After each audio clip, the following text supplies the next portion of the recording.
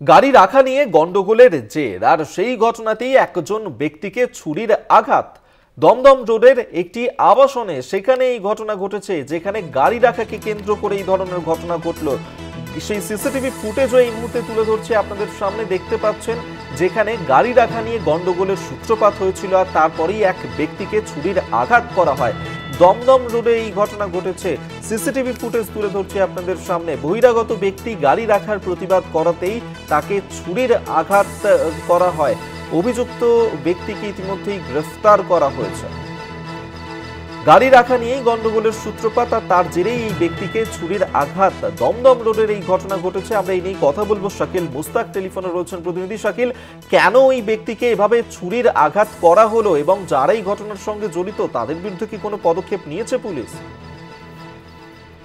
দেখো, একদমই দমদম রোডে যে একটি অ্যাপার্টমেন্ট আছে সেখানে কিন্তু কমন প্লেসেসে এক বহিরাগত ব্যক্তি দীর্ঘদিন ধরে গাড়ি রাখে বলে কিন্তু ওই যে অ্যাপার্টমেন্ট আবাসন আছে সেখানকার বাসিন্দাদের অভিযোগ। এইবারে সেখানে গাড়ি রাখা নিয়ে ঝামেলা হয়।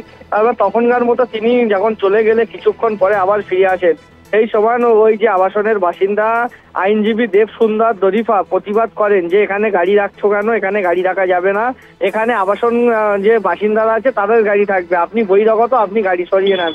এই কথা বলার পরেই কথা কাটাকাটির মধ্যে ওই ব্যক্তি হঠাৎ ধারালো ও কিছু দিয়ে কিন্তু দেব সুন্দর দরিফার দিয়ে কিন্তু ধারালো যে অস্ত্র আছে সেই অস্ত্র দিয়ে কিন্তু আঘাত করে তার গালে, এবং সে রক্তাক্ত অবস্থায় মাটিতে লুটিয়ে পড়লে তাকে দমদমের যে একটি মিউনিসিপ্যালিটি হাসপাতালে নিয়ে যাওয়া হয় এবং সেখানে গিয়ে কিন্তু তার সেই গালে কিন্তু 25টির সেলাই পড়ে, এমনটাই কিন্তু হাসপাতাল সূত্রে জানা যাচ্ছে।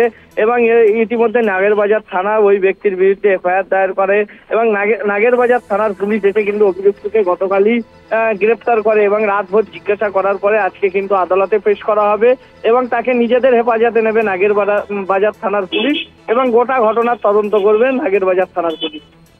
ধন্যবাদ তোমায় শাকিল মুস্তাক, আমাদের সঙ্গে টেলিফোনে ছিলেন প্রতিনিধি।